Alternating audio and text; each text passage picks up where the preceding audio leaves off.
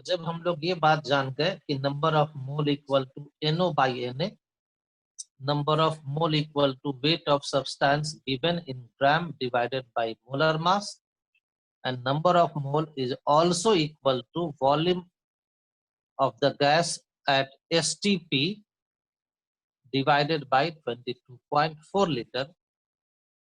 तो कह दीजिएगा कि NO by Na equal to weight of substance in gram divided by its molar mass equal to volume in liter at STP divided by 22.4। और ये equation हम लोगों को मिल गया। जो मोल का जो तीन मतलब है, तीनों को आपस में ये रिलेट करता है। मोल से केमिस्ट्री में तीन मतलब समझिएगा। एक मोल का मतलब नंबर, दूसरा मोल का मतलब मास, तीसरा मोल का मतलब volume of gases at STP. और सब मोल ही है, तो तीनों आपस में इस तरह से रिलेट हो गया। अब इसमें से क्या क्या नोन है? इन्हें नोन है। Curtis number sir, Root number, molar molar mass, मास नोन है। 20 मोलर वॉल्यूम 22.4 लीटर भी known है। no no तो अगर आपको नंबर ऑफ पार्टिकल्स दिया होगा और कहा जाएगा इसका वॉल्यूम निकालो, तो 1 2 3 दिया है तो चौथा निकल जाएगा। अगर वॉल्यूम दिया है और कहा जाए नंबर ऑफ मॉलिक्यूल्स निकालो, तो वॉल्यूम दिया है, ये मालूम है, ये मालूम है, तो ये मालूम हो जाएगा। अगर वेट दिया है सब्सटेंस का, किसी गैस का, और कहा जाए उसका वॉल्यूम निकालो एट एसटीपी, तो वेट मिल गया, ये मिल गया, ये मिल गया, तो एक ही अननोन बचा, मिल जाएगा। और अगर ये वॉल्यूम दे दिया जाए और कहा जाए कि बताओ इतना लीटर CO2 का एसटीपी पर वेट कितना होगा, तो ये मिल गया। तो ये दोनों तो आपको याद रहता ही है, तो इसको निकाल लेंगे।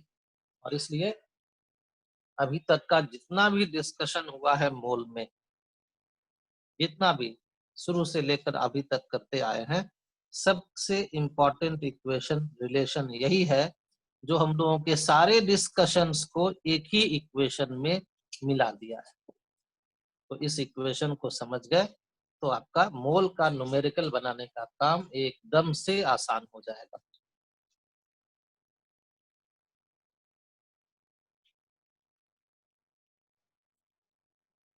एक ही काम हर जगह तो करना है कि वेट दिया हुआ है, अब किसके बारी है। सॉरी, NH4 ठीक कीजिएगा, NH4 कुछ नहीं होता है, NH3 लिखिएगा, है ना।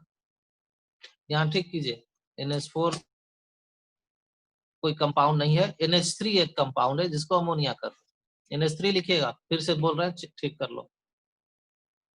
तो W और NH3 का molar mass 17 gram equal to volume 5.6 litre divided by 22.4 litre. Again ये तो 4 टाइम्स ही कैंसिल होगा, therefore W equal to 4.25 ग्राम।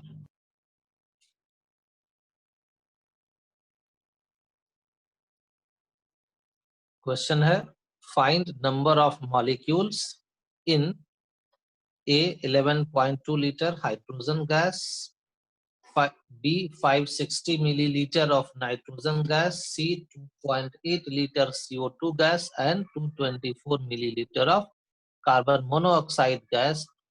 और ये सब का सब जो वॉल्यूम है वो है गिवन एट एसटीपी। यहां से सोचते हैं कि निकालना क्या है, number of molecules. Number of molecules यानी कि NO निकालना है। दिया हुआ क्या है, तो वॉल्यूम ऑफ गैसेस दिया हुआ है, तो वॉल्यूम इन लीटर दिया हुआ है। तो नंबर ऑफ मोल क्या होता है, तो NO बाई Na होता है। और नंबर ऑफ मोल क्या होता है, तो volume in litre by 22.4 litre होता है।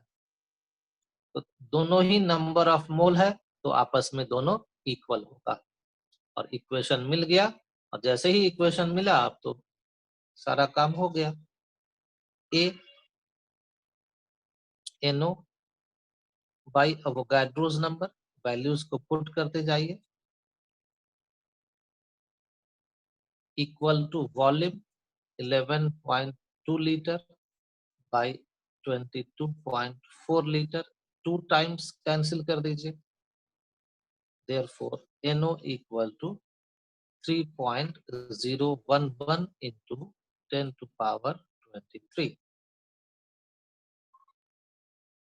सेकेंड, सब में तो वॉल्यूम ही दिया है, लेकिन यहाँ पर देखना वॉल्यूम मिलीलीटर में है, तो क्या करोगे, अगर वॉल्यूम मिलीलीटर में है तो इस वॉल्यूम को भी 22.4 जो लीटर है इसको भी बदल देना मिलीलीटर में। तो बनाओ NO by 6.022 into 10 to power 23 equal to 560 millilitre, और इसको भी बदलो मिलीलीटर में तो 22400 मिलीलीटर। ये कैंसिल हो गया मिलीलीटर से, 1010 से, और ये कैंसिल हो जाएगा 40 times. Therefore NO equal to 6.022 into 10 to power 23 by 40। Solve कर लीजिएगा, एक जीरो से इधर का एक जीरो उड़ा दीजिए और ये हो जाएगा 1.5055 into 10 to power 22। कैलकुलेशन कर लोगे और बाकी क्वेश्चन बनाओ अपने से।